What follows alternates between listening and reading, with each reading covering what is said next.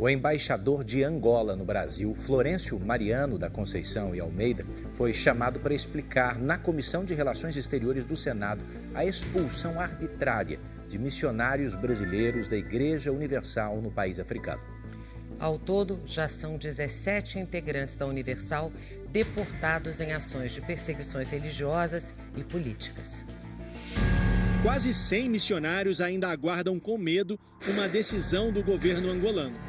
Eles temem ser expulsos do país, como aconteceu com 2 grupos de pastores e bispos da Igreja Universal essa semana. Nos dias de hoje é uma vergonha a gente ter que conviver com perseguição de qualquer religião, né? De qualquer crença, de qualquer fé. Esses governantes que agem assim, para mim, são verdadeiramente tiranos.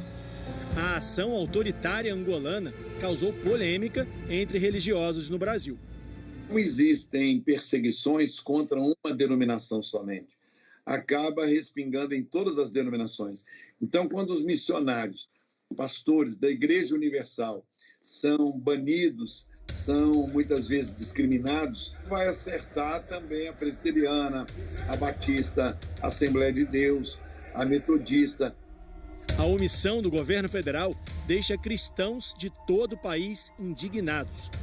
Se espera que um país apoie os seus cidadãos, especialmente numa situação dessa, que famílias ou pessoas precisam retornar ao país e buscar das relações exteriores uma explicação. Eu acho que isso era mais do que razoável, minimamente que se deveria esperar. São 2 crimes cometidos pelos diplomatas brasileiros. Que crimes eles cometeram? Primeiro, omissão criminosa. Segundo, um outro crime também já está caracterizado, que é o crime que é cometido por agentes públicos. Crime de prevaricação.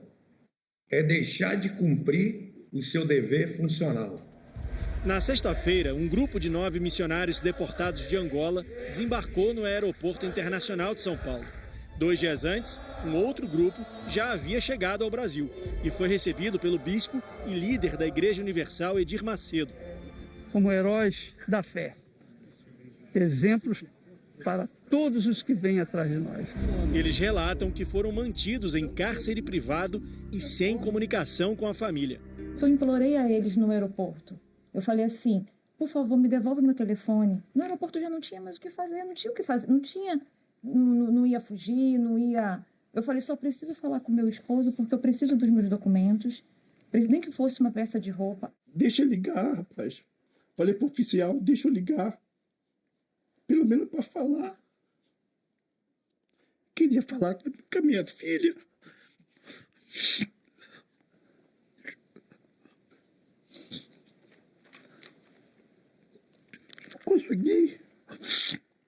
Não consegui. Os missionários também revelaram que receberam carteiras de vacinação falsas para acelerar o processo de expulsão. A vontade de fazer a maldade, praticar a maldade, foi tão grande que eles chegaram ao ponto de forjar documentos. Estou aqui. Isso daqui é o cartão de vacina internacional. Quem já saiu do país sabe que é obrigatório. Aqui colocaram a data que, como se em janeiro tivéssemos tomado essa vacina contra a febre amarela. Isso não houve, até porque o meu cartão original eu fiz no Brasil, com validade de 10 anos, não havia expirado ainda a validade, ficou em casa, assinatura se passando pela minha. E até meu teste do Covid, né? Quando me deram o teste, eu vi que estava sexo masculino e nome Renato. E eu ainda falei, senhor, como que eu vou entrar no Brasil com teste de um nome de um homem? E ainda com sexo masculino. Não, tá bom, tá certo, vai. A decisão do governo angolano de expulsar os missionários brasileiros do país provocou reação no Congresso. A Comissão de Relações Exteriores do Senado enviou um comunicado pedindo que o embaixador de Angola aqui no Brasil, Florencio Mariano da Conceição e Almeida, preste esclarecimentos sobre a deportação dos religiosos. O tratamento dispensado a brasileiros que estão em Angola missionários da fé, sendo deportados, expulsos do país, separados das suas famílias, sem ter o menor direito de defesa, fere, no mínimo, princípios internacionais que devem reger a relação amistosa entre dois países. Serem tratados como bandidos, expulsos do país sem a menor chance de defesa, merece, no mínimo, a nossa indignação.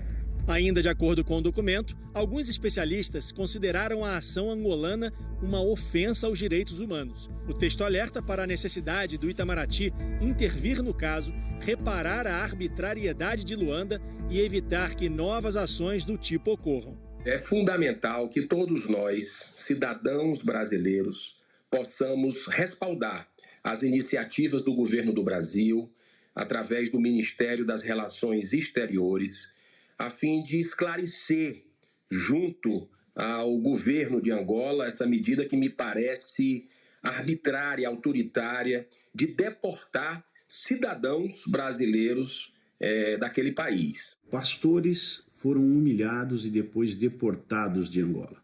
Antes de serem pastores, são brasileiros.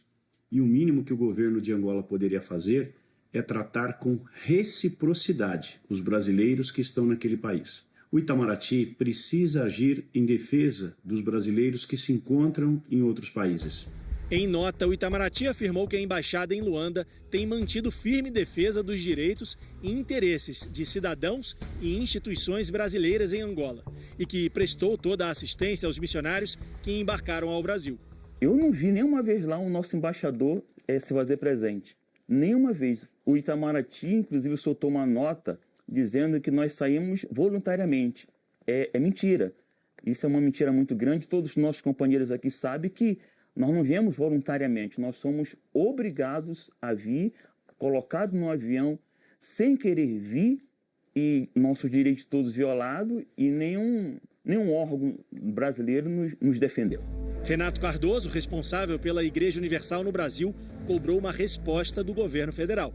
O que mais nos indigna não é o que está acontecendo lá em Angola, é a ausência de autoridades brasileiras para interceder pelos pastores, pelos brasileiros em um país estrangeiro. Até quando o governo brasileiro vai ficar calado, passivo diante desta situação, que já deveria estar fazendo cumprir os seus tratados internacionais com Angola? Esse é o protesto, especialmente do povo cristão, do povo evangélico, do povo católico, que apoiou este governo, faz parte da base desse governo, mas agora recebe em troca uma omissão. É muito triste, é decepcionante para o povo cristão no Brasil. Tramitam na Justiça de Angola diversos processos movidos por integrantes brasileiros da Igreja Universal por abuso de autoridade. Esses pastores estão devidamente ligados à Igreja Universal do Reino de Deus, se esses pastores estão há anos em Angola, nunca tiveram nenhum problema, inclusive possuem familiares, possuem família em Angola. Por que eles estão expulsos? Por que eles estão sendo expulsos sem maiores explicações? A resposta, me parece, é perseguição religiosa.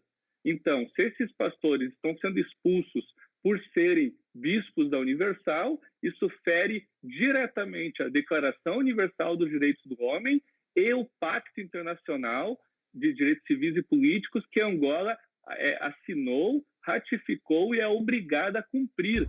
Esta especialista em direito internacional acredita que a ação angolana pode estremecer a relação entre os países. E o que é mais interessante é que tudo indica que está sendo praticado um ato ilícito, né? E quando se pratica, na verdade, um ato ilícito, o direito internacional concede ao Estado ofendido, né, o Estado brasileiro, a possibilidade, inclusive, de empregar os mesmos meios em relação ao Estado agressor, no famoso princípio, né, de reciprocidade, que seria o que a gente chama de retorção. A perseguição política e religiosa começou em 2019, quando um grupo de ex-pastores e bispos expulsos da Igreja Universal por práticas ilegais e imorais decidiu invadir e tomar à força os templos. Nas invasões violentas, diversos fiéis foram feridos e a igreja entrou com ações judiciais para denunciar as agressões. Depois que o grupo dissidente ganhou o apoio do governo angolano, a polícia passou a reprimir com violência os protestos pacíficos dos integrantes da Igreja Universal.